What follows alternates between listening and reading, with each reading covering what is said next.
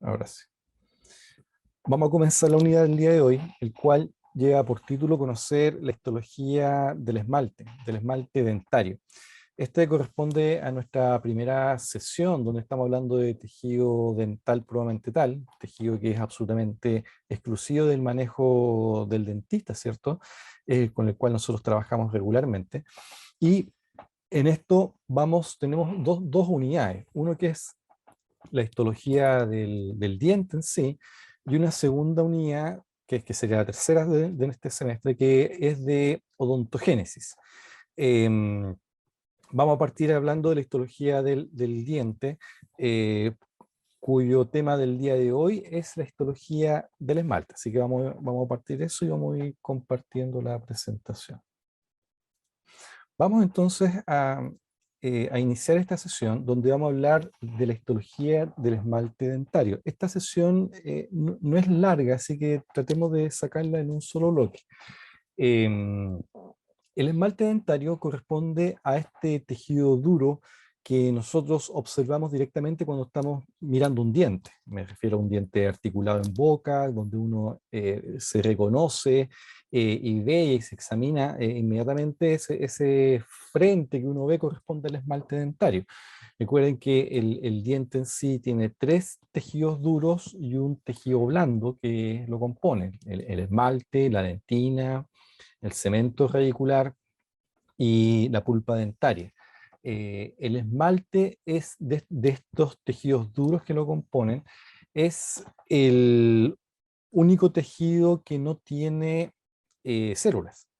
Entonces es si bien desde ese punto de vista sería erróneo hablar de tejido de esmalte, porque en realidad es un producto de secreción que fue altamente mineralizado y cuyas células que la produjeron desaparecieron.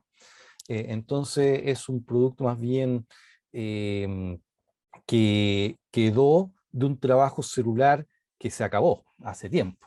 Entonces todo este proceso del esmalte dentario hace que sea un tejido que no tiene capacidad de renovación, dado que no hay células que lo estén produciendo. Lo que se gasta no vuelve a aparecer, no tiene capacidad de reparación, no tiene capacidad de volver a reconstruirse, y por ende lo que nosotros vemos es el material producido por una capa celular, que son los ameroblastos, ¿cierto?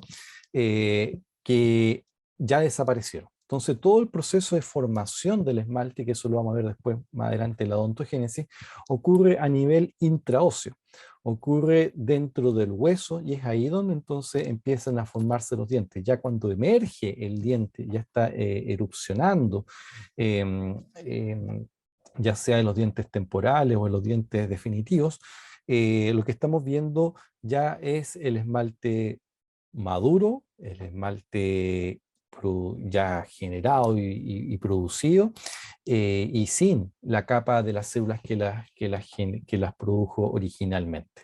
Entonces, acá tenemos nosotros una referencia de una etapa que nosotros vamos a ver más adelante, ¿ya? Que son las etapas de la odontogénesis. Nosotros estamos viendo acá lo que corresponde a la membrana de tejido blando, que es un esbozo de la boca que ocurre desde la sexta semana de vida intrauterina, donde a esa edad solamente somos tejido blando, solo somos una masa de tejido blando. Y en la boca tenemos una estructura que se le llama epitelio bucal, y que todos estos puntitos que ven ahí corresponden también a matriz de tejido blando equivalente al tejido conectivo. Ese es básicamente lo que nosotros estamos viendo, una estructura epitelial y tejido conectivo. Y desde el tejido epitelial se genera toda esta estructura a modo de cordón, y esto que podría bien remedar a una campanita, una campana de tejido, que esto también es tejido epitelial. Acá lo que estamos viendo es una estructura epitelial que después adquiere diferentes formas, ¿cierto? Este cordón, después esta forma de campana, y lo que estamos acá tratando de señalar es lo que después va a dar forma a lo que corresponde a la corona dentaria. Esto que están viendo aquí es solo tejido blando, tejido epitelial, que está interactuando con esta zona que corresponde a la papila, que es tejido mesenquimático. Entonces tenemos tejido epitelial y tejido mesenquimático, y que esto es el esbozo de lo que más adelante va a formar al diente. Aquí tenemos una forma madura del diente. Em, el diente parte formándose desde la corona. Lo primero que se forma en un diente cuando está en proceso de desarrollo, de generación desde lo más incipiente, es la corona lo que empieza a conformarse, y nosotros vamos a darnos cuenta que toda esta estructura epitelial va a conformar el esmalte de la corona, principalmente el esmalte.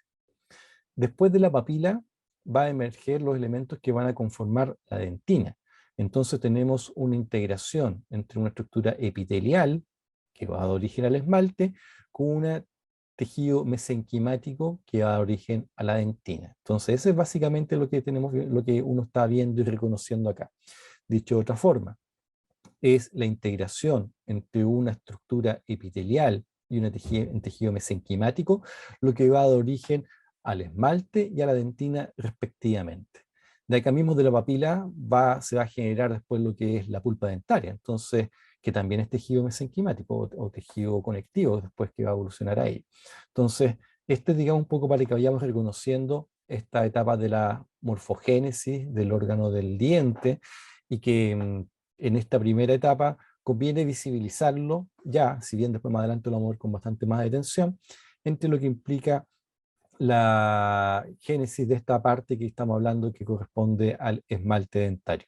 Porque el esmalte dentario entonces va a ser un derivado de la secreción de esta estructura epitelial. El ameloblasto es el que se encuentra acá y va a ser el responsable de la producción del esmalte correspondiente. De las células mesenquimáticas van a derivar las células que van a formar la dentina. Y aquí entonces tenemos esta delicada interacción donde uno induce al otro de manera alternada hasta que esta estructura epitelial va a ser la que va a conformar el esmalte en sí. Acá tenemos un acercamiento, ¿cierto?, de lo que bien podría reconocerse como esta área, este circulito, donde tenemos por un lado el, el ameloblasto, que es la célula responsable de la producción del esmalte, y el odontoblasto, que es la célula responsable de la producción de la dentina. Entonces, acá tenemos el encuentro de dos células secretoras.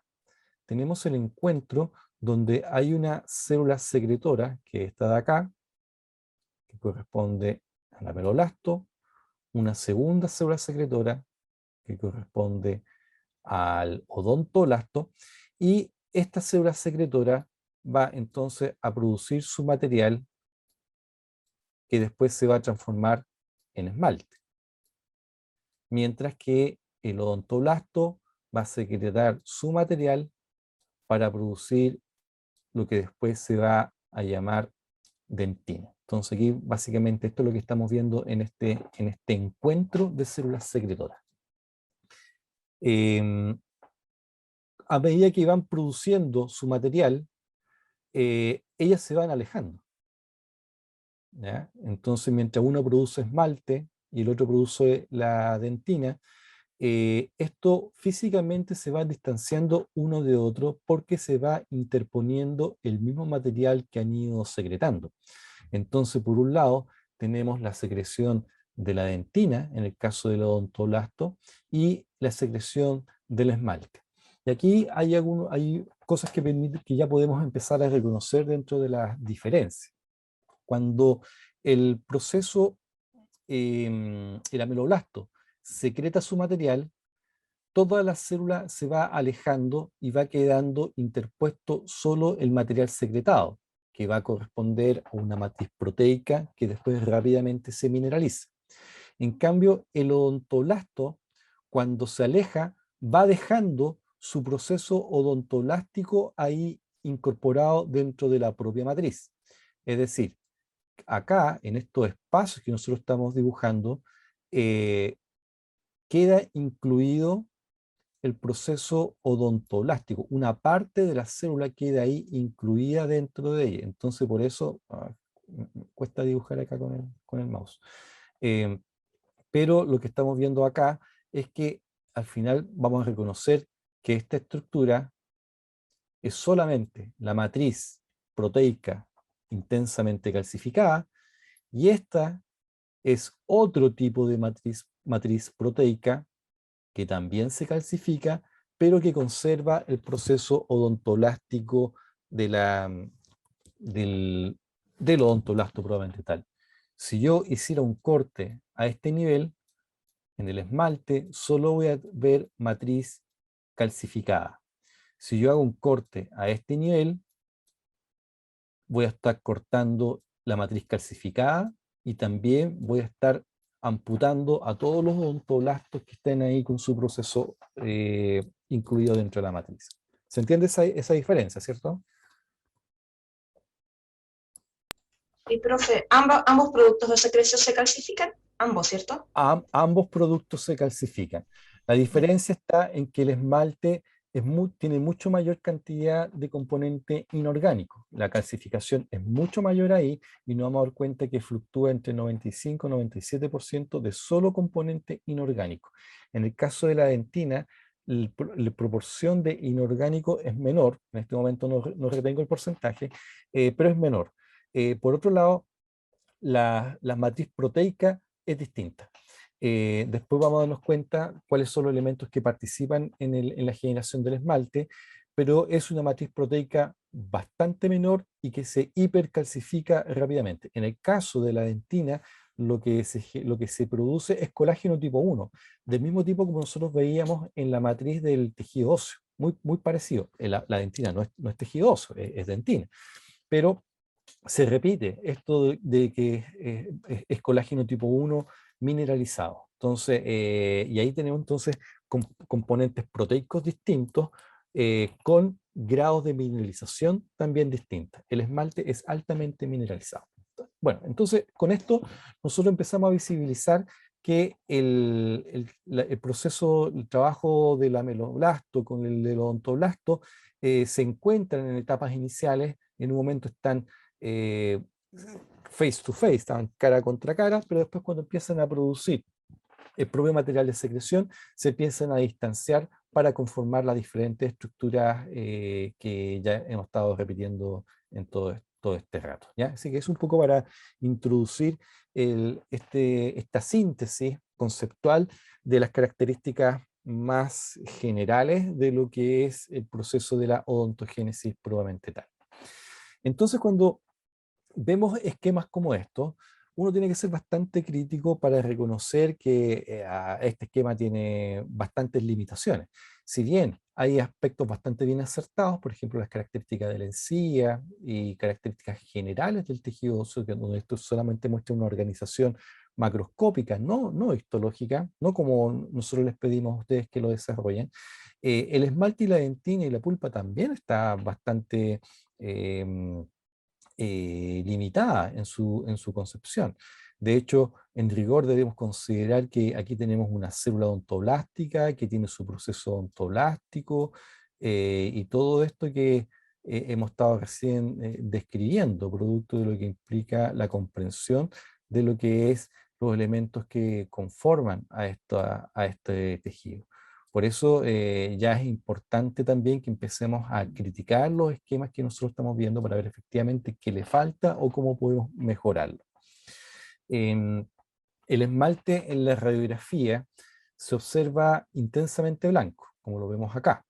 Nosotros vamos a ver que esta estructura blanca que vamos a tratar de limitar acá, aquí, ahí, eso corresponde al esmalte dentario y el esmalte, desde un punto de vista organizacional, es la que cubre la corona del diente, ¿cierto?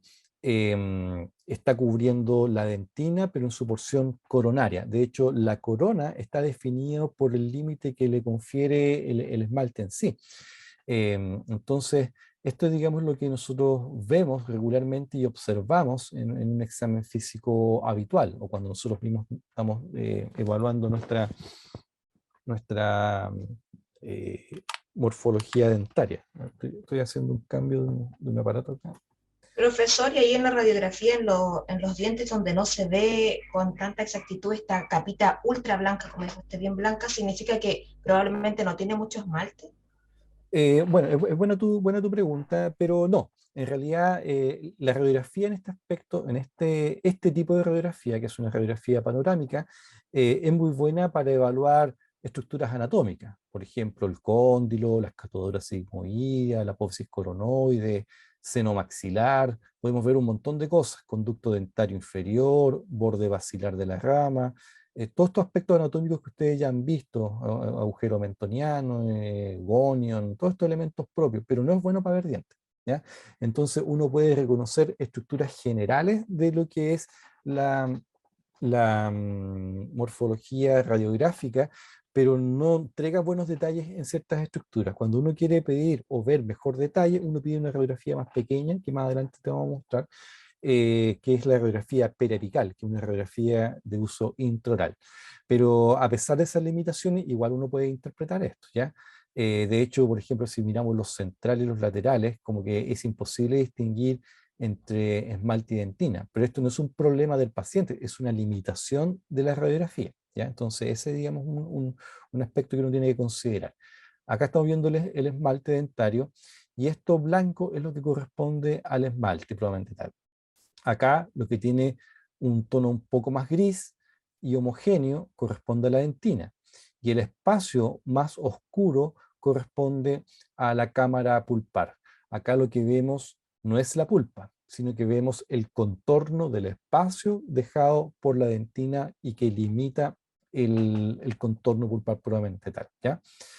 Acá, por ejemplo, vemos también las características generales del hueso trabecular, aspectos que ustedes ya pueden reconocer. Efectivamente, hay un hueso compacto, hueso trabecular, y esto ustedes ya lo pueden interpretar a propósito de lo que fue los esfuerzos que vimos en el primer semestre. Por otro lado, vemos acá un diente en proceso de formación, ¿cierto?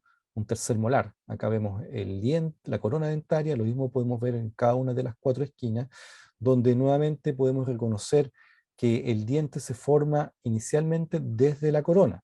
Lo primero que se forma es esta estructura epitelial, que después induce a la estructura mesenquimática para formar casi de manera simultánea el esmalte y la dentina, para conformar en primera instancia la corona dentaria. ¿Ya? Ese es un poco para que vayamos haciendo este ejercicio.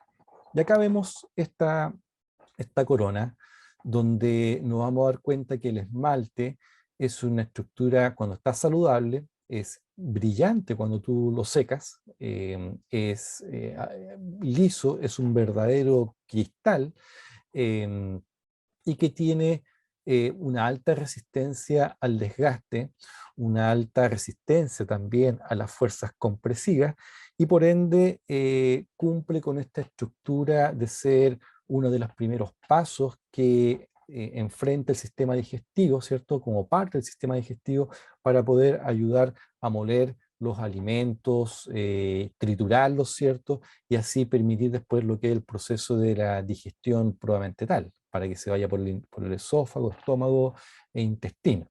Pero la finalidad, una de las finalidades más importantes es participar en estos primeros pasos del proceso de la digestión. El esmalte también es signo de salud, ¿cierto? En este momento nosotros bien podemos entender que un diente bien formado, con un color blanco esmalte, que nunca es blanco blanco, ¿cierto? Tiene un cierto tono marrón, es signo también de salud. Cuando se pierde el esmalte, cuando ya sea por caries o aparecen restauraciones por hacer, ya es un deterioro, y eso también afecta a lo que puede ser, de acuerdo a los estándares actuales, ¿cierto? De lo que es parte de la estética, afecta a tu presentación, y también eso hace que sea una razón frecuente de los motivos de consulta por los cuales los pacientes acuden a que nosotros los ayudemos a corregir o a mejorar aspectos de ese tipo. Esto quizás hace 200 años no era tan importante. Hace 100 empezó a ser un poco más importante y ahora parece que es muy importante. Entonces nos damos cuenta que un esmalte íntegro no solamente permite cumplir con funciones mecánicas, sino también con funciones de interacción social, de autoestima, y es condición de salud. Entonces ese por lo menos es lo que yo les digo a los pacientes, que son aspectos que también hablan de tu calidad de salud. Bueno, y en la composición, además de estas funciones que nos hemos centrado en estos mecánicas digestivas y de interacción social, obviamente va a contribuir a que cumpla con todas estas funciones propias de lo que son las estructuras propias del diente. Por ejemplo, la fonética, la fonación. Si bien no es una función del esmalte, sí es una función del diente. Y para que funcione bien, debe estar todo esto bien íntegro. En cuanto a lo que implica la composición, el componente principal corresponde a los cristales de hidroxiapatita. Y nosotros vamos a ver el concepto de los cristales de hidroxiapatita con esta formulación, donde hay un alto componente de calcio y fosfato, principalmente eso. Entonces esto es lo que se resuelve principalmente lo que es la composición de los cristales de hidroxiapatita. Y el esmalte tiene su forma de mineralización específica, que no es la misma del hueso y que tampoco es la misma de la dentina. Pero este va a ser el principal componente que va a caracterizar cerca del 95-96% de lo que es la composición inorgánica del esmalte dentario, ¿ya? Em, Hay una pequeña fracción de materia orgánica y otra pequeña fracción de agua. Aquí lo interesante de observar esta distribución porcentual es que lo que secreta el ameloblasto es una porción orgánica, y después rápidamente se mineraliza. Entonces ese componente orgánico que va a servir de matriz estructural va a permitir que después todos los materiales, todo el material inorgánico, los cristales de hidroxiapatita se vayan adhiriendo y adosando a ellos para conformar entonces lo que va a ser el esmalte probablemente tal. Dentro de los componentes inorgánicos, perdón, componentes orgánicos, vamos a tener a la amelogenina y la enamelina como proteínas estructurales que va a ir secretando el ameloblasto y que van a ser estas proteínas las que después se van a mineralizar.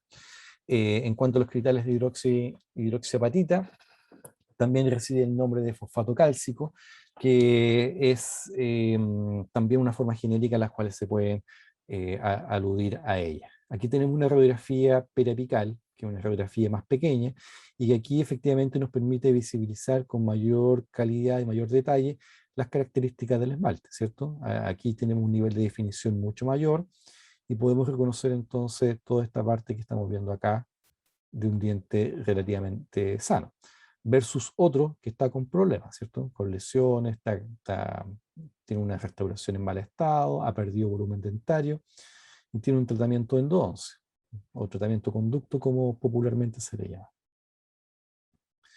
Entonces, esto para que reconozcamos estas características esencial en cuanto a lo que es la composición. Un 95-96% de materia inorgánica, un 1% de materia orgánica en el esmalte maduro, es muy poco material, y también una fracción de agua. Y estas son las proteínas que secreta el ameloblasto. Y acá tenemos el ejemplo de este esquema que de algún modo recrea los diferentes estados en los cuales el ameloblasto se encuentra, porque recuerden que en un principio no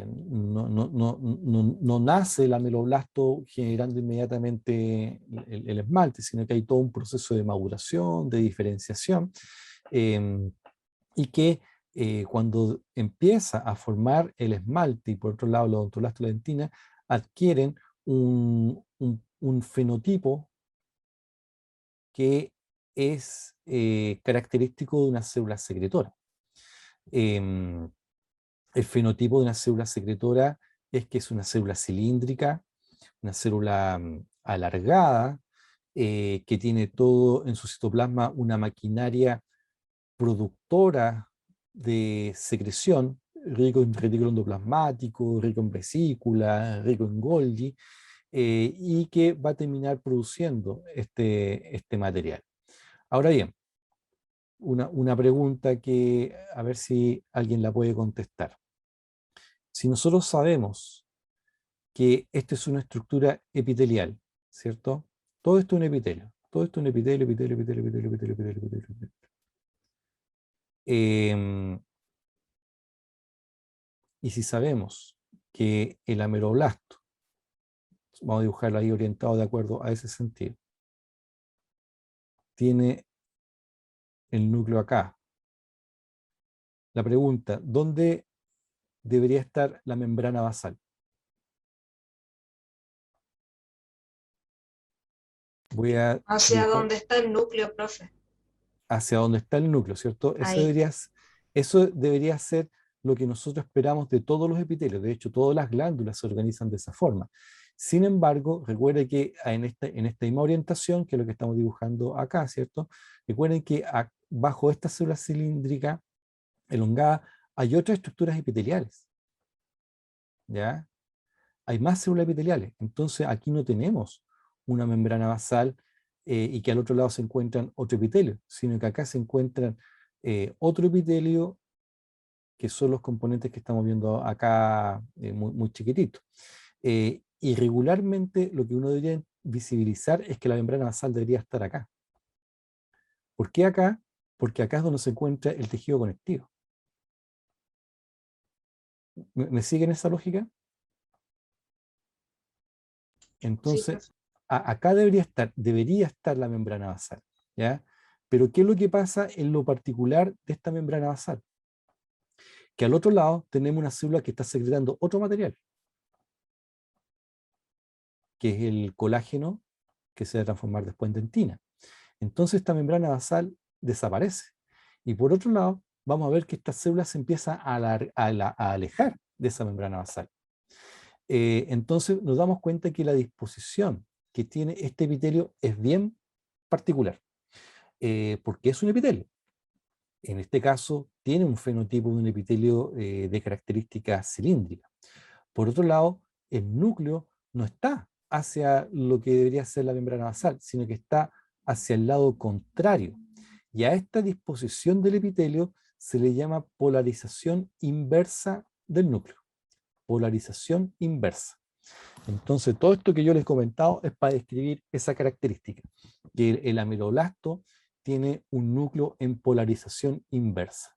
¿Se ven? ¿Se fijan acá? Acá tenemos entonces el ameloblasto, tenemos la capa odontoblástica, tenemos donde debería estar, entre comillas, la membrana basal, y resulta que a medida que va produciendo material, se aleja de la membrana basal y nos damos cuenta que el núcleo se encuentra al otro lado, donde debería estar la membrana basal. Por eso se le llama en polarización inversa. Acá en este esquema muestra las células elongadas y vemos las otras células epiteliales que se encuentran ahí, que se llaman estrato intermedio. Pero eso lo vamos a ver más adelante. Entonces empezamos a reconocer que las particularidades de la secreción son bastante propias de lo que implica este proceso formativo y nos damos cuenta que el núcleo de esta célula elongada se encuentra dispuesto hacia el otro lado donde debería estar la membrana basal. Bien, pregunta, ¿qué rol tenía la membrana basal?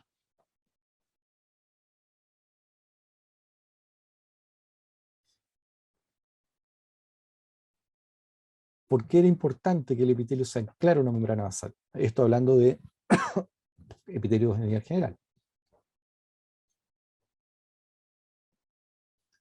Uno, porque se ancla al tejido, y segundo, para nutrirse. Entonces la nutrición viene desde la zona de la membrana basal, pero acá ocurre que se aleja de la membrana basal. Y lo que está ocurriendo en rigor es que la nutrición va a venir desde acá, acá sí, desde los mismos componentes que está dejando los espacios y las células que se encuentran por sobre ella. ¿ya? Entonces, así esta zona se mineraliza, queda impermeable prácticamente, y la nutrición del ameloblasto va a ocurrir desde estos estratos, entre comillas, más superiores o que se encuentran por sobre esta capa de ameloblasto probablemente tal. Entonces ahí deberíamos empezar a visibilizar y a entender que la nutrición está ocurriendo desde esa vereda. Ahora bien, en un esmalte ya maduro, ya el diente erupcionado, no hay nada que nutrir. Ya las células cumplieron su función y terminó siendo eliminada esa capa probablemente tal.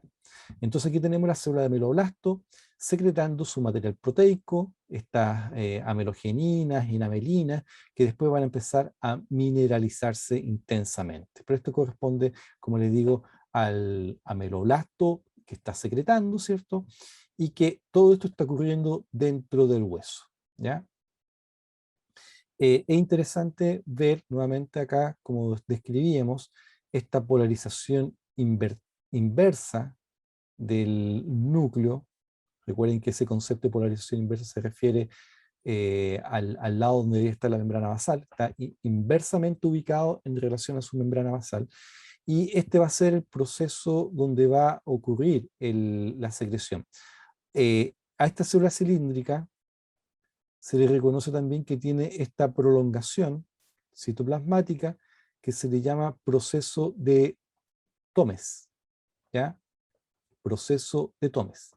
Y acá entonces donde va a ocurrir el proceso de secreción, y lo que estamos viendo acá son los diferentes cristales ya mineralizados que van a corresponder entonces a los cristales de hidroxiapatita. Acá, en este esquema, partamos viendo la sección de abajo, la sección inferior, porque lo que estamos viendo acá en esta zona, lo que yo estoy limitando, correspondería a la porción terminal del proceso de Tomes, ¿ya? Es decir, tenemos aquí un ameloblasto de lado, ¿no? Está acá en esta dirección, el núcleo debería ubicarse por este otro lado, ¿no? Y esta es la dirección de secreción, digámoslo de esa forma. Acá en esta fecha dice movimiento del ameloblasto, claro, porque se va alejando, ¿cierto? Ese digamos, lo que ocurre. Secreta hacia un lado, pero físicamente se está alejando hacia el otro.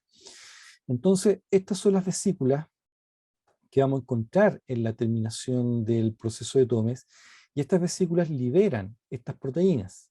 Estas proteínas van a ser principalmente amelogeninas, que después se van a conformar y van a adoptar una forma de dímeros, como vemos acá. Aquí tenemos la molécula de amelogenina, el dímero de amelogenina, y después como estos a nivel extracelular se van acoplando, formando esta como cadeneta, donde las proteínas se van disponiendo.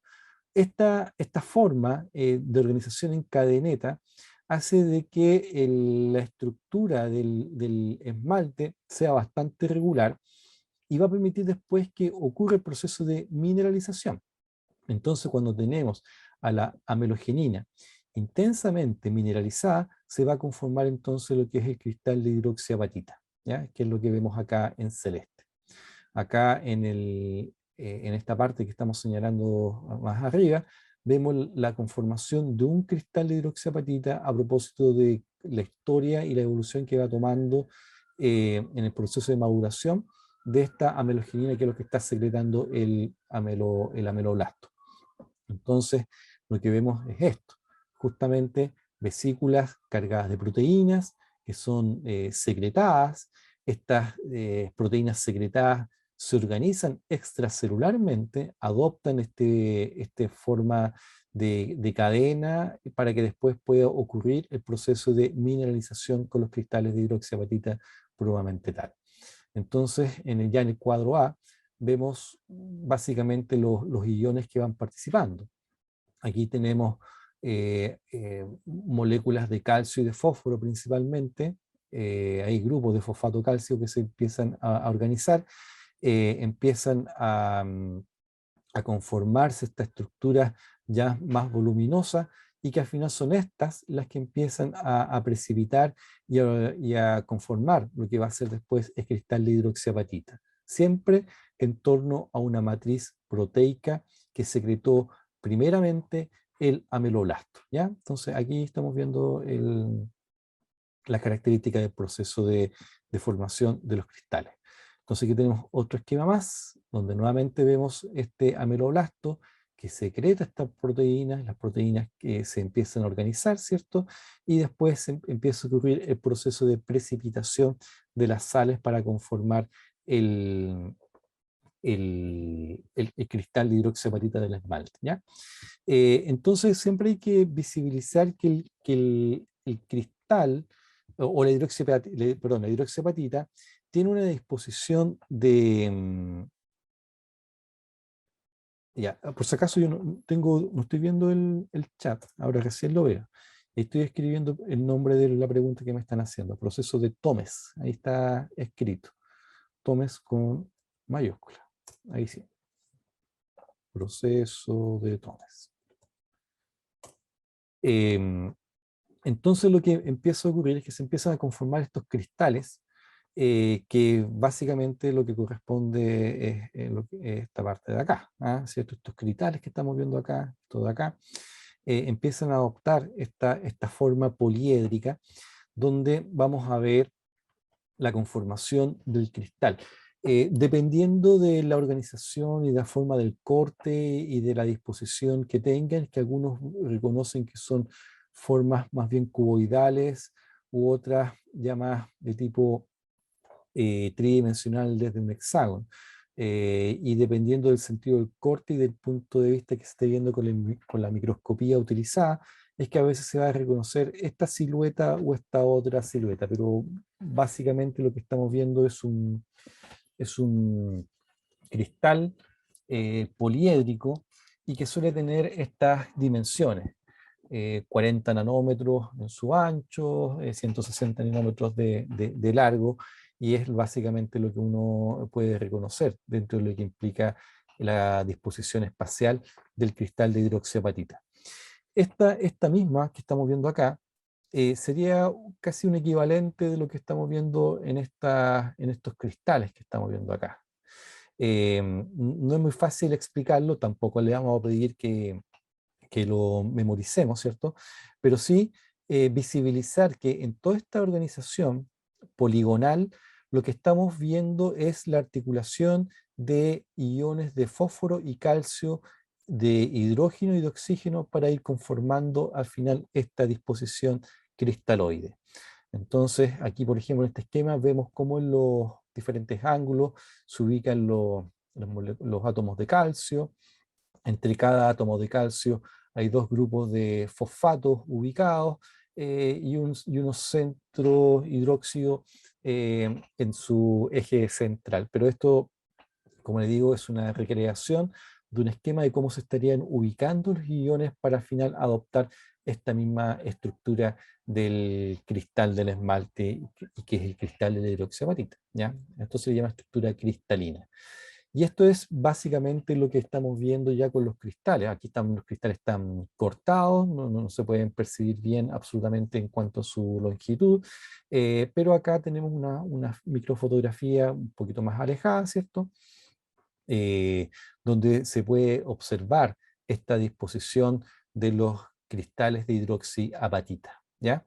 Es interesante sí reconocer que los cristales de hidroxiapatita de algún modo empiezan a adoptar una forma particular, y esta forma particular está en sentido del proceso de Tomes.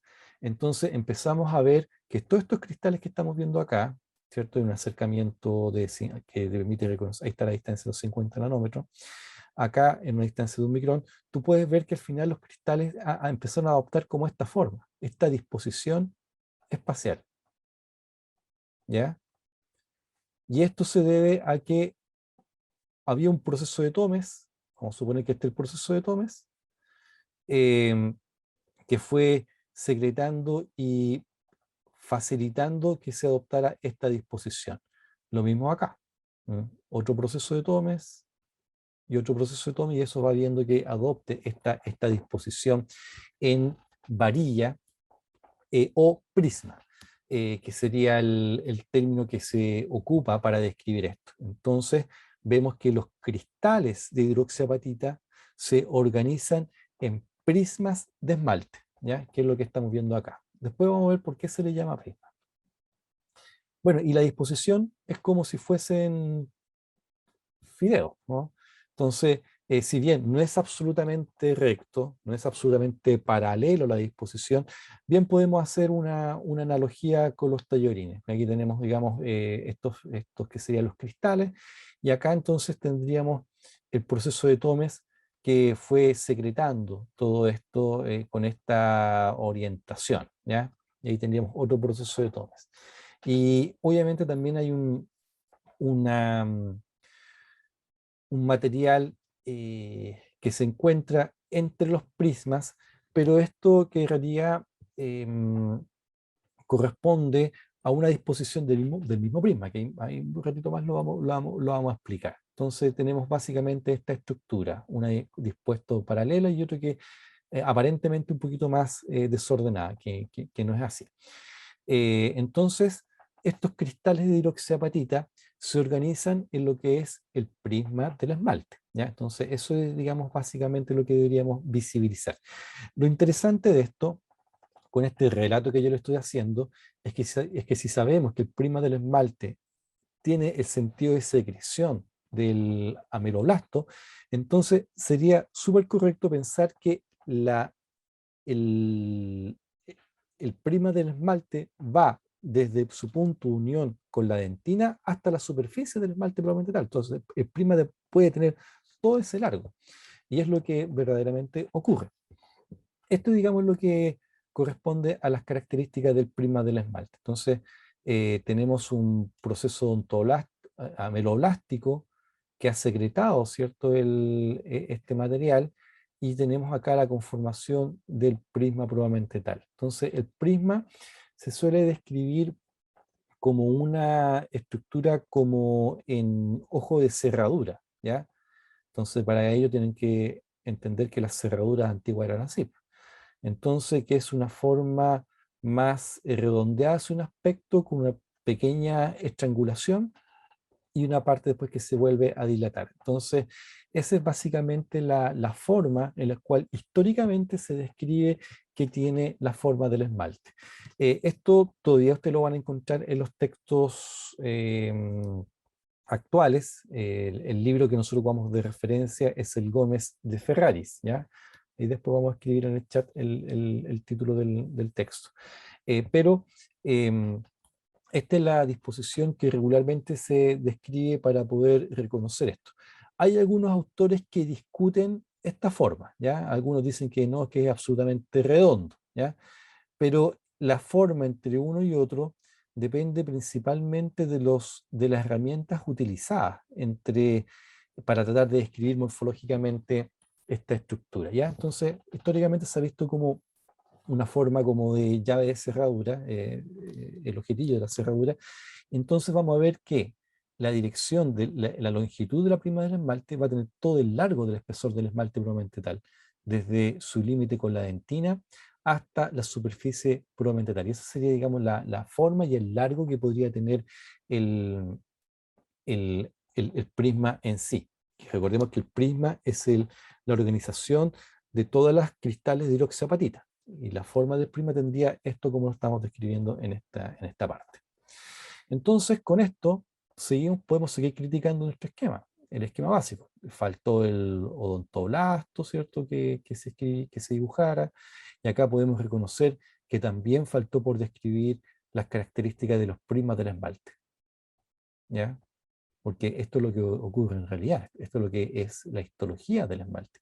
El esmalte no es una estructura homogénea, sino que tiene sus particularidades y entre ellos está el reconocimiento de los prismas probablemente tal como lo estamos empezando a describir y a esbozar en este esquema, ¿ya? Acá nuevamente vemos cómo se vería esto desde un punto de vista en una sección, en un corte que tenga este sentido del esmalte. Vamos a ver entonces que el prisma tiene esta direccionalidad van a haber angulaciones distintas entre si es el vértice, una superficie libre y la zona cervical, ¿ya? Va a haber angulaciones distintas. Y si nosotros revisamos desde un punto de vista de un corte transversal, tomando como referencia esta línea, vamos a ver esta disposición de los prismas muy ordenaditos entre ellos, ¿ya? Entonces hay una organización y una disposición estructural particular, que es lo que vemos en el esmalte. Entonces aquí vemos cómo se organiza el esmalte en sus diferentes zonas, a nivel de los surcos y fisuras. La disposición es alrededor de los 67 grados, ¿cierto? Este ángulo está en relación a lo que se refiere a la superficie del esmalte y el ángulo que describe acá, ¿m? Un ángulo relativamente agudo.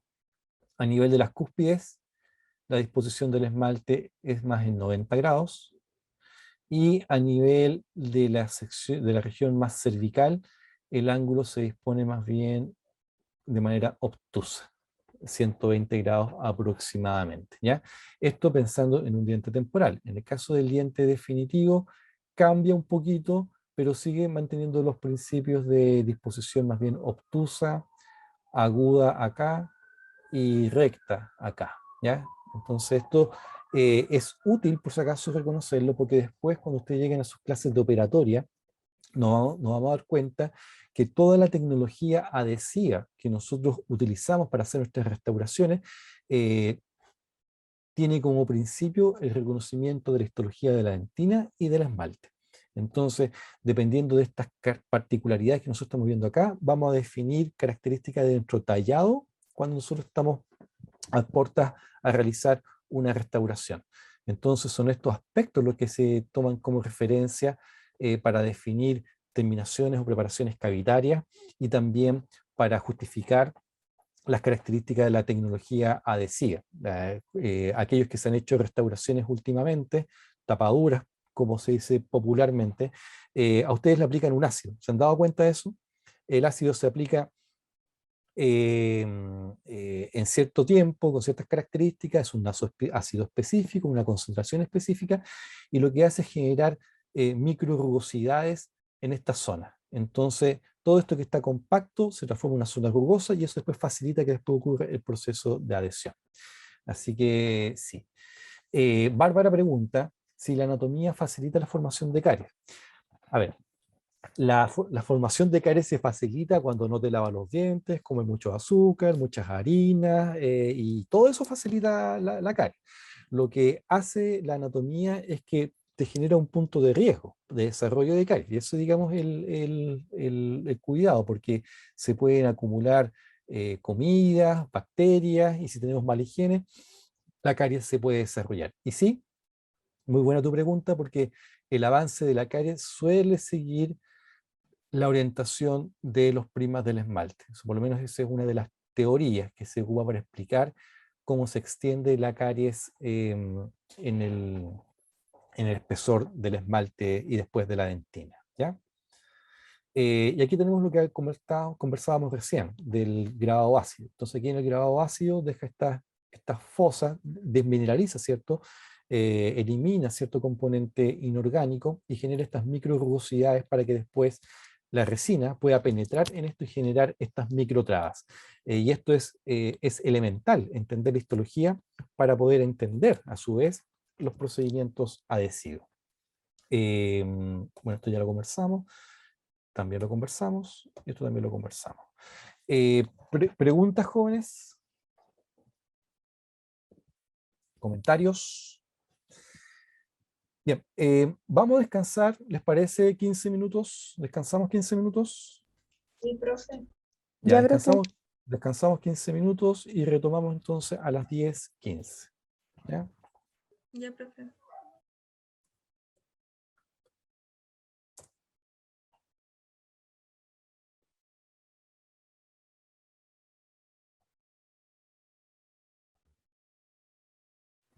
Ya, jóvenes, vamos a retomar entonces la presentación. No sé si hay alguna duda, algún comentario hasta el momento.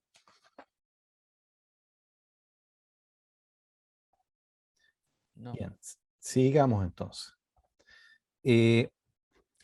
Toda esta disposición que nosotros hemos descrito del prisma del esmalte, bien podemos reconocerlo en esta sección de este corte que de algún modo muestra el espesor del esmalte probablemente tal.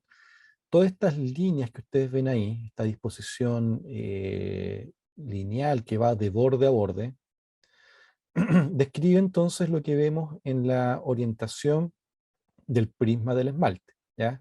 Es decir, acá está el límite con la dentina, que después vamos a ver cómo se llama. Acá estamos viendo dentina correspondiente y esto corresponde al esmalte dentario. Entonces, este esmalte, el prisma del esmalte va desde el punto donde se encuentra con la dentina hasta la superficie. Recordemos que acá en algún momento hubo un ameloblasto secretando. Recuerden que lo que secreta es el material proteico. Aquí tenemos el ameloblasto, y este ameloblasto llega un momento en el cual el diente va a erupcionar, esta capa se atrofia literalmente, se desintegra, y después emerge el esmalte sin esta cubierta celular. Por eso la célula esta desaparece. Pero de algún modo queda aquí expuesto esta condición. Y lo que nosotros hemos descrito de esta disposición es lo que se llama, como es lo que recibe el nombre de esmalte prismático, ¿ya? Esa es, digamos, la, mm, la denominación que recibe esto que nosotros estamos describiendo. Y el esmalte prismático es lo que compone el mayor volumen del esmalte dentario, y lo vamos a encontrar justificando todo el espesor del esmalte probablemente tal. Ahora bien, así como hay un esmalte prismático, también hay un esmalte aprismático, que es lo que vamos a conocer después. El prisma del esmalte tiene esta matriz orgánica, esta matriz inorgánica, todas las cosas que ya hemos estado señalando, las melogeninas y las merinas, que son las proteínas eh, de referencia principal, y la matriz inorgánica compuesta por los cristales de hidroxiapatita, pero lo que le define el aspecto de prismático es esta disposición con varillas largas que hemos estado viendo y describiendo, y que van desde el límite amelodentinario, que esta es la forma, el nombre que recibe esta parte de acá, límite amelodentinario, y, y vamos a anotarlo acá en el chat, límite amelodentinario, hasta la superficie del esmalte. Entonces eso es lo que caracteriza al esmalte prismático probablemente tal.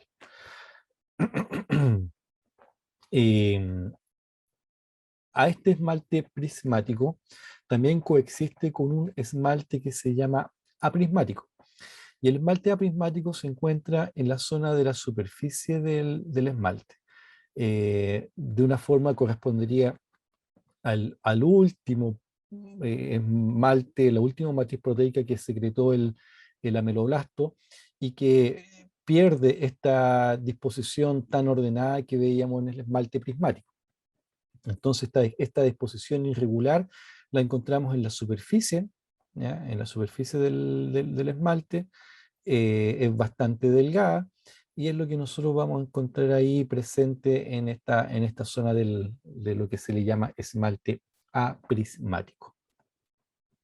Estas partes que hemos señalado, el esmalte prismático y el esmalte aprismático, es lo que se reconoce como la unidad estructural primaria del esmalte, ¿ya? Entonces, morfológicamente, la unidad estructural primaria es el esmalte prismático, y el aprismático, con las características que ya hemos ido señalando. Las unidades estructurales secundarias derivan de tres aspectos distintos que van de algún modo a contribuir a dar una forma distinta al esmalte, principalmente el tipo prismático. Estas estructuras secundarias van a ser consecuencia del diferente grado de mineralización. O sea, aquí estamos viendo y reconociendo que el esmalte en sí, con esta observación, no todo se mineraliza igual, entonces eso va a conferir ciertos aspectos distintos. Cambio en el recorrido de los prismas, es decir, este eje tan lineal que nosotros habíamos descrito inicialmente, hay situaciones en las cuales hay un cambio en la disposición de ella, Y eso es un segundo aspecto que hay que tener en cuenta.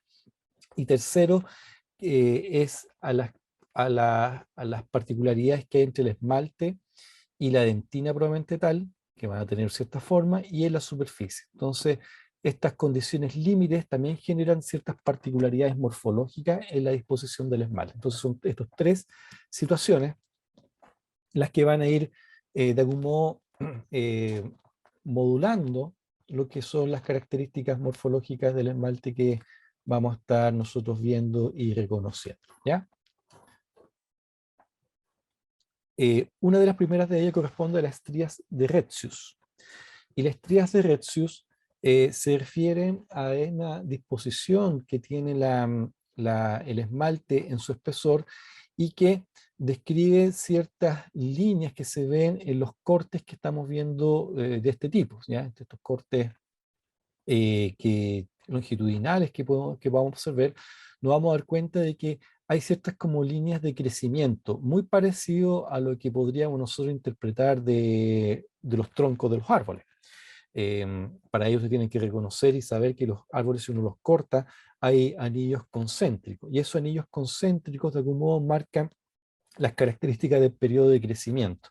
Algo similar ocurre con las estrías de Retzius, porque marcan los diferentes ritmos de aposición del ameloblasto. El ameloblasto no está trabajando a full todo el tiempo. Tiene su ritmo, tiene sus periodos donde baja un poco la intensidad, después retoma la intensidad, y eso queda marcado también en la formación del esmalte, y a esto se le llaman estrías de Retzius.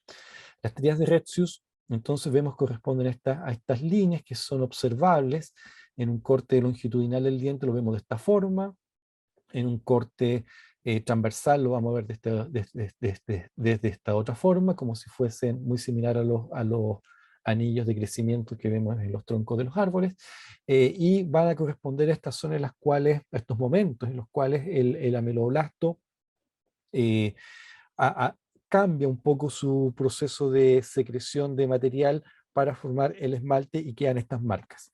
Hay una línea que se llama línea de Rushton-Orban, que aparece aquí descrito al pie de esta diapositiva, em, que es la línea que se dice que caracteriza al nacimiento. Es decir, que cuando la persona nace, se marca esta línea con mayor fuerza, que sería una estría de Retzius, pero la que en sí marca el hito del nacimiento. Ahora bien, esto, ¿por qué ocurre esta línea de Rushton-Orban? Porque en realidad es un trauma físico para la guagua. Entonces, cuando el bebé está en el vientre materno, está cómodo y tranquilo, pero al momento de que transita por el canal vaginal o por la cesárea que pueda estar viviendo, esto va a hacer que todo ese cambio medioambiental inmediato, la forma de nutrición, se genere, es un verdadero trauma físico para todo el organismo y también se resiente en los ameloblastos. Entonces, ese trauma general hace que también se marque esta línea con mayor fuerza, que corresponde a la línea de Rushton-Orban, que sería una variante de la misma estría de Retzius, que aparece ahí también indicado, ¿ya? Aquí tenemos en otro corte por desgaste, donde nuevamente se pueden observar las estrías de Retzius y corresponden a este sentido de crecimiento. Si se fijan, igual tiene la estructura como acampanada, ¿cierto? Y que va creciendo en ese sentido. Aquí podemos percibir que hay una primera o un mayor crecimiento desde el punto del vértice hacia después, hacia los niveles cervicales, que se forma de manera un poquito más tardía, y obviamente vamos a tener esta disposición y esta conformación que de algún modo marca estas líneas de crecimiento. Como vemos, estas estrías de Retzius es una consecuencia de los cambios de velocidades del trabajo que están haciendo los ameloblastos y también de los grados de mineralización diferenciada que nosotros estamos viendo acá. Acá ahora sí podemos ver las estrías de Retzius. Lo que están estas líneas marrones serían el equivalente a las estrías de Retzius también. estrías de Retzius, estrías de Retzius. El segundo aspecto que también se describe corresponde a los penachos adamantinos. Penachos adamantinos los encontramos a nivel del límite amelodentinario. Recuerden que este es el límite amelodentinario, esta es la superficie del esmalte. Aquí observamos la distribución de los primas del esmalte. Observamos también las estrías de Retzius que vemos en estas líneas, ¿cierto? Estas líneas corresponden a las estrías de Retzius. Pero a nivel del límite amelodentinario encontramos estos penachos adamantinos. Esto, por si acaso, es un aspecto morfológico que se observa desde los cortes histológicos. Pero si hay un tejido difícil de observar microscópicamente, es el esmalte. Entonces hay ciertos autores que no están muy convencidos en cuanto a si estos penachos adamantinos son verdaderos o no, o son artefactos de técnica. Uno habla de artefactos de técnica cuando en el procesamiento ocurren alteraciones, pero son propios de la instrumentación mecánica, de la técnica que uno está desarrollando. Y no es que estén presentes en el tejido en sí. Entonces algunos los discuten, ¿no? No están muy convencidos, algunos que señalan que existen o no existen. Pero en los cortes por desgaste que se hacen regularmente del esmalte dentario, aparecen estas conformaciones que se ubican a nivel del límite amelodentinario, que comprometen generalmente el tercio del espesor del esmalte y que se le da el nombre de penachos adamantinos. ¿Qué explicación se da para ello? Que en estas zonas el esmalte no alcanzó un mismo nivel de mineralización, son estructuras más proteicas, más ricas en proteínas, y que al final adoptan esta forma como si fuesen penachos. Entonces aquí tenemos esta forma en la cual se podría reconocer las características del penacho adamantino, que sería la segunda forma. Nuevamente cumpliría con ese criterio, que son variados grados de mineralización, algo similar bajo el mismo enfoque que veíamos de las estrías de Retzius. Acá tenemos nuevamente, esto corresponde a la dentina, esto corresponde al esmalte, y aquí estaría el límite amelodentinario, También ustedes van a ver que se le llama el LAD, límite amelodentinario. Amelo es por esmalte, ¿cierto? Y el penacho adamantino, que estamos viendo acá, o del Linderer. Aquí se ven bonitos en estos cortes, pero como ven, como les comenté también, no muchos están convencidos de que esto existan de manera verdadera. Algunos creen que son artefactos de técnica, así que igual uno tiene que tener claridad de que del contexto en el cual se entienden estos conceptos. Otro acercamiento más. Otro más de lo que implica el límite amelodentinario y el penacho. Pregunta, ¿a qué corresponderían estas líneas más marcadas de la dentina? ¿Qué serían todo esto?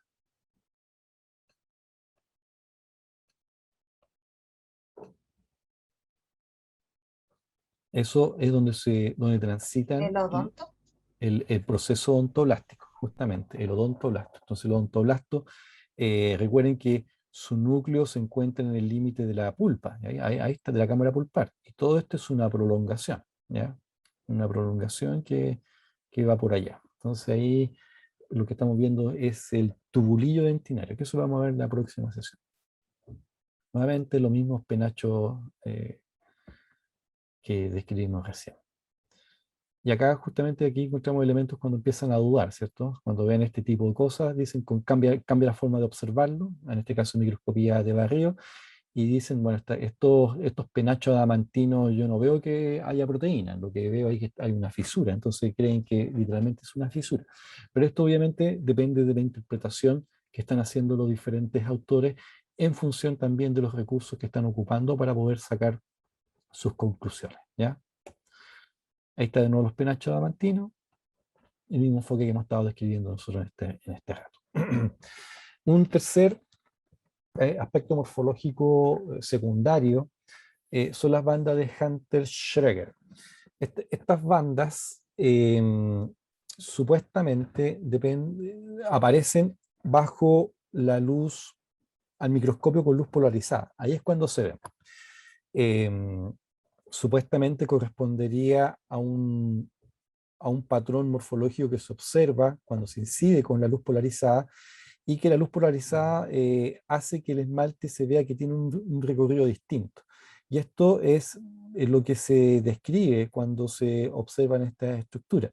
En realidad, en lo personal, no soy muy amigo de tenerme a describir estos aspectos que son tan particulares y con tecnologías que nadie va a aplicar, pero por lo menos saber que existen estas descripciones y que pueden eh, los diferentes autores poder hacer sus aportes en la descripción morfológica de esto. A ningún paciente le vamos a sacar el diente para ver si tiene bandas de Hunter-Schweger o estrías de Retz, no. Eh, Sino que son aspectos meramente morfológicos y que obedecen a un estilo de observación. En este caso, saber que solamente aparecen cuando se observan bajo luz polarizada. Eso, digamos, básicamente es lo que me interesa describir en este aspecto. Entonces aparecen las bandas, como ven, es exclusivo bajo un único sistema de observación, ¿ya? Eh, un, un cuarto tipo de variación, y sí conviene tenerlo presente, es que esto vamos a verlos en la cambio de la distribución y en la organización del prisma del esmalte. Nosotros habíamos señalado que las características de la orientación de los prismas del esmalte tenían ciertas angulaciones. Decíamos que tenían 90 grados por un lado, 106 grados por el otro, obtuso por otro lado y todo eso. Pero hay ciertas zonas en las cuales el esmalte no se ve recto como lo describimos recientemente, sino que tienen esta sinuosidad producto de que así fue secretado. Y a esa zona se le llama esmalte nodoso, ¿ya? Entonces, para que lo tengamos presente también. Entonces, el esmalte nodoso suele observarse cerca del límite amelo-dentinario, principalmente en zona de vértices, ¿ya? Entonces, esta es una forma o un tipo de disposición que puede adquirir el prima del esmalte cuando uno también eventualmente puede observarlo, ¿ya? Esmalte nodoso, y lo encontramos en el nivel del límite amelodentinario, principalmente en las zonas incisivas. Entonces acá podemos contrastar este esmalte nodoso con este esmalte en esta zona de acá, que se observa absolutamente regular, como lo hemos descrito anteriormente. Acá vemos nuevamente bueno, esto después lo vamos a escribir. Entonces, acá, por ejemplo, hace que el esmalte adquiera un aspecto distinto morfológicamente. ¿Se fijan? No se ve tan regular como lo habíamos descrito anteriormente, sino que adquiere un aspecto y una forma distinta. Eso se le llama esmalte nodoso. Ya entrando a lo que son los límites con los tejidos vecinos o con las estructuras vecinas, tenemos el límite amelodentinario. El límite amelodentinario, o también llamado LAD, ¿cierto? Es el punto donde se encuentra el esmalte con la dentina. Recordemos que es en el límite amelodentinario, es lo primero que se forma, es lo primero que se forma. Si volvamos a la primera diapositiva que vimos con esta clase, eh, lo primero que se está formando es el encuentro entre la superficie de lo que va a formar después el esmalte y lo que después va a formar la dentina. Y en este primer encuentro, entonces, se empieza a generar esta aposición para que después queda resuelto lo que es el límite amelodentinario. Este corresponde al límite amelodentinario y fue lo primero que se formó dentro de lo que implican las características y el proceso de formación y de maduración del esmalte probablemente tal. Entonces, el límite amelodentinario es uno de los reparos anatómicos secundarios de la descripción que se suele decir del esmalte, y vamos a encontrar entonces que se encuentra la matriz altamente mineralizada del esmalte con la matriz calcificada de la dentina pruvamentral. Aquí podemos observar nuevamente la disposición de las estrías de Retzius, límite melodentinario y otros reparos anatómicos. El uso de amantino, esto de acá, es se interpreta que es como una prolongación del odontoblasto, como que el odontoblasto pasó de largo y quedó incluido dentro de la matriz del esmalte, ¿ya? Esa sería un poco la lógica. No es que uno encuentre odontoblasto ahí, pero su formación sería por ello, ¿ya? Entonces queda un proceso odontoblástico incluido dentro de la propia matriz del esmalte y se formaría esta disposición. Pero bueno, como ven, todo esto también a veces cuesta encontrar la evidencia de que esto sea tal y cual como se está describiendo.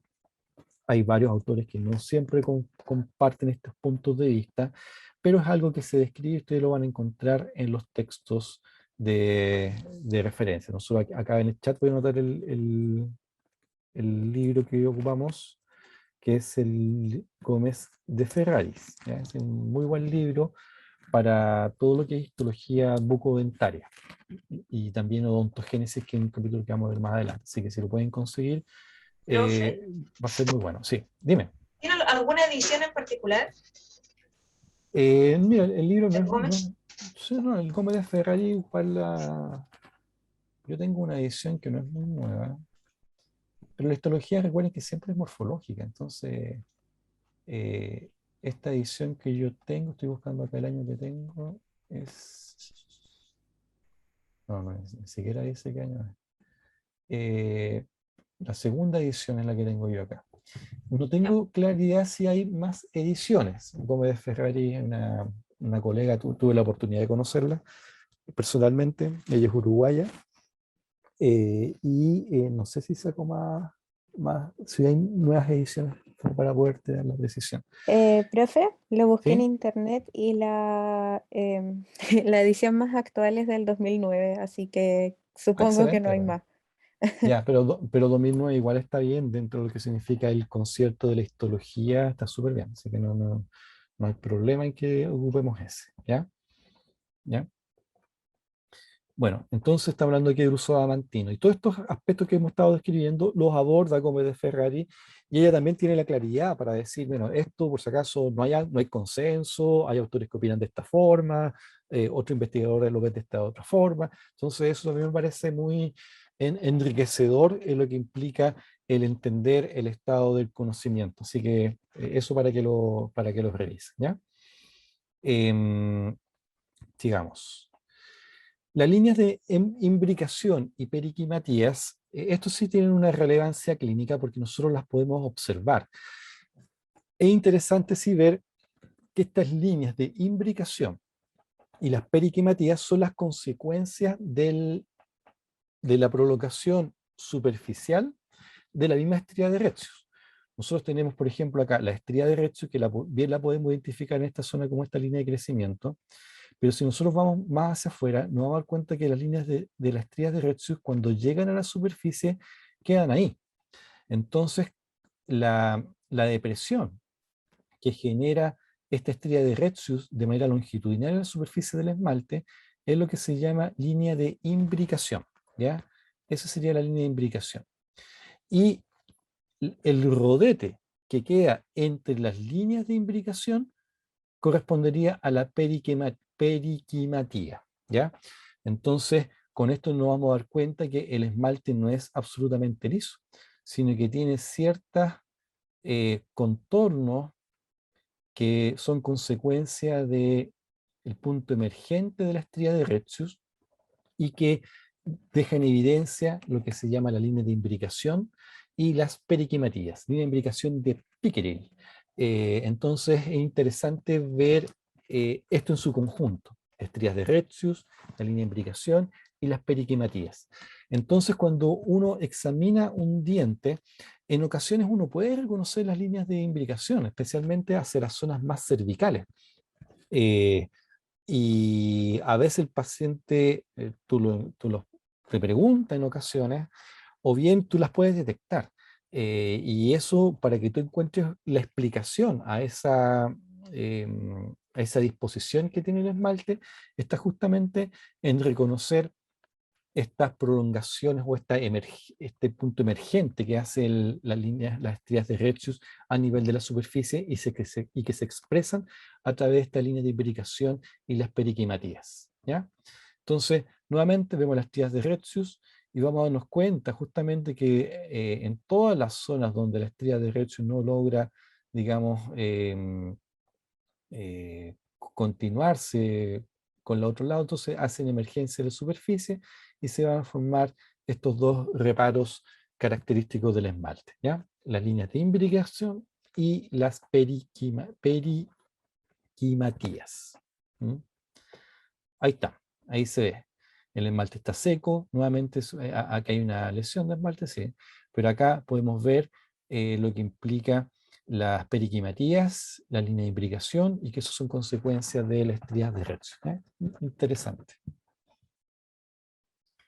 Surcos y fisuras.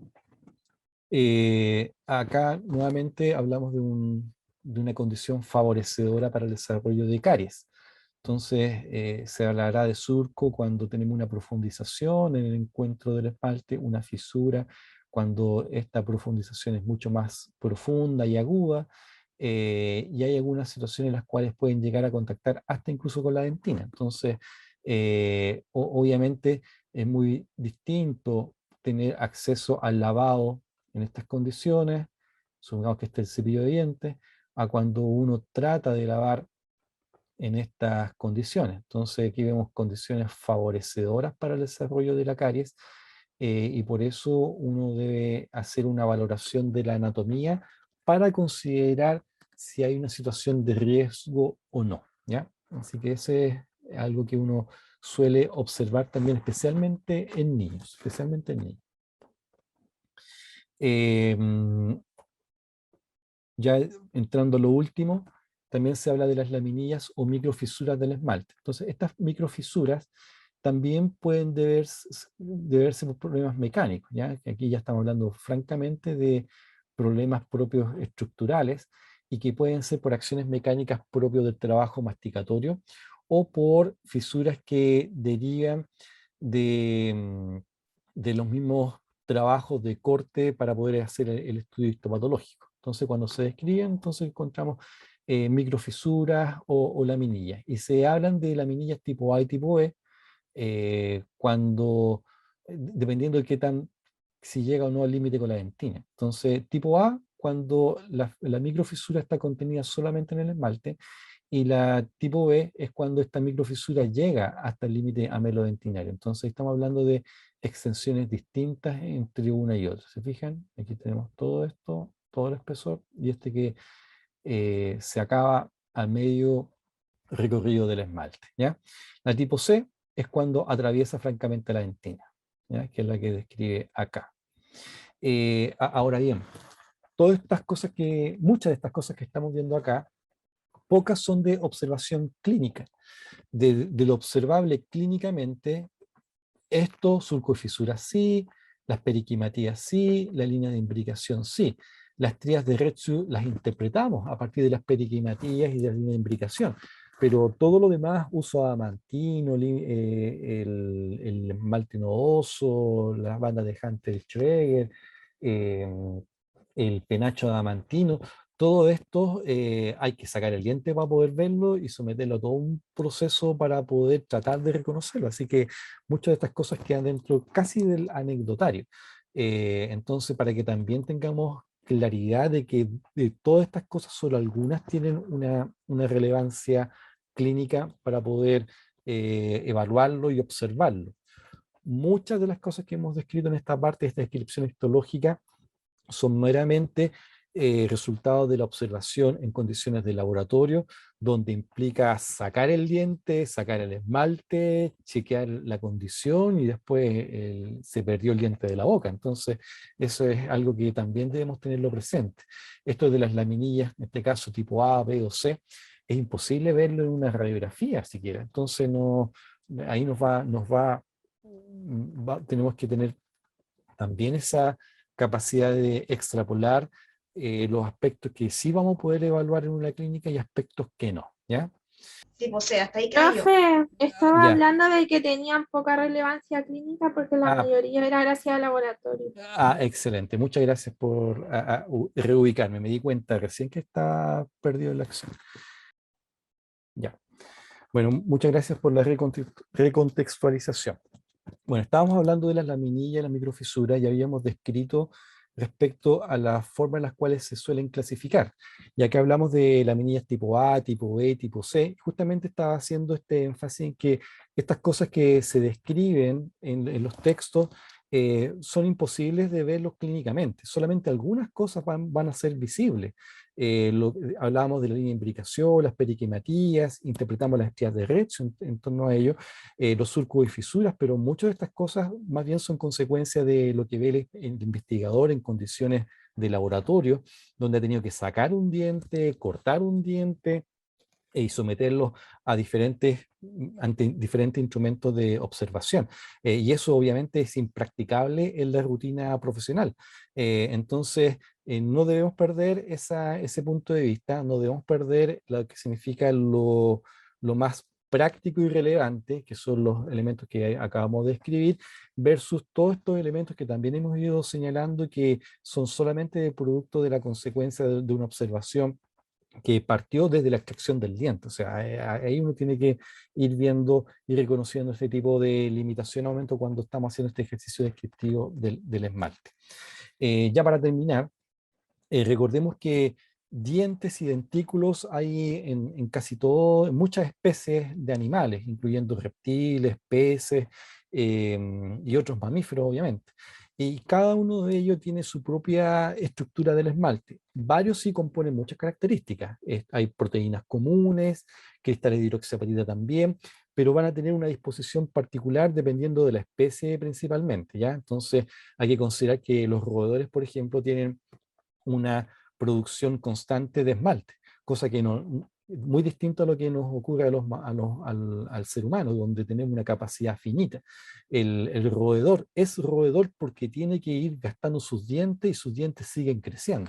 Y eso es porque tienen esa capacidad. Entonces, hay una disposición distinta que aquel que se interese tendrá que reconocer para poder explicar después cómo ocurre. Ojo que muchos investigadores del área de la odontología aprenden de la odontogénesis del ratón porque estudian ratas después para poder explicar algunos fenómenos como lo que hemos estado describiendo. Así que eso para que lo que tengamos presente.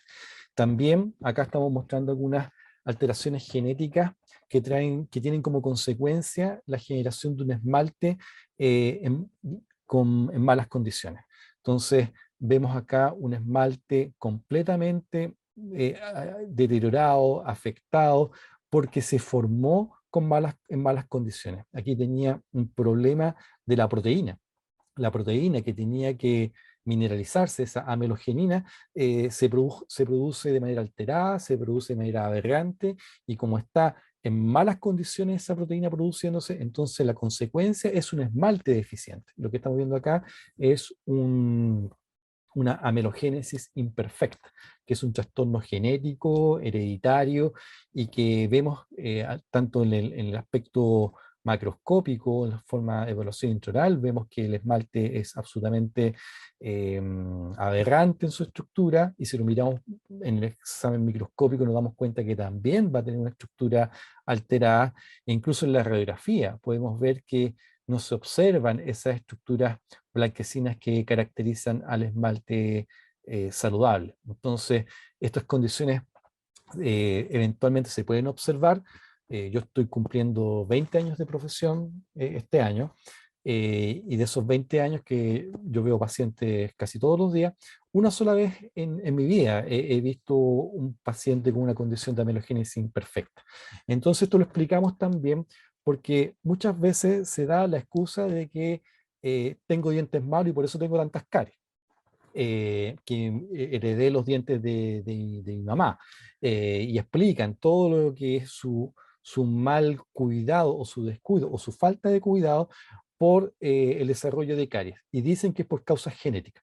En realidad no, pues las causas genéticas son estas, y estas son, el diente erupciona de buena forma, o sea, erupciona en estas condiciones, y el problema se detecta inmediatamente. No es que tu diente se va a transformar a un esmalte de mala calidad. No, lo que sí podemos nosotros hacer es generar malas condiciones para que las caries se desarrollen de manera rápida. Así que es un poco para ir visibilizando de lo que significa un trastorno genético del esmalte como el que estamos viendo nosotros acá, ¿ya? Bueno, así es que con eso estamos terminando la sesión de hoy. No sé si tienen alguna pregunta o algún comentario para lo que fue la histología del esmalte.